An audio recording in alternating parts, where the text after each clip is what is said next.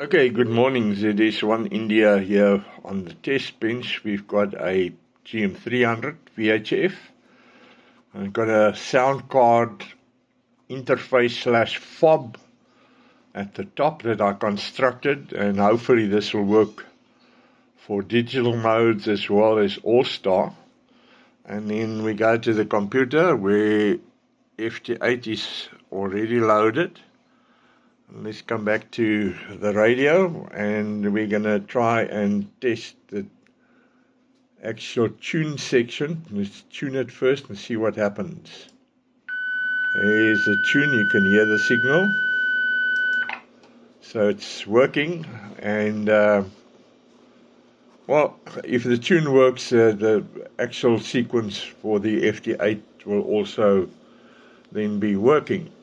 So what is the plan with this specific piece of sound card interface / fob? Well, apart from working digital modes, I would love to get it working on All-Star.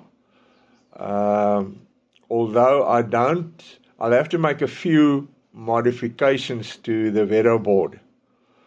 But the first choice was to make it into a sound card interface, a cheap sound card interface, and then if it works, then modify it to work on All-Star, SVX Link, and all the other VIP systems that we've got running there.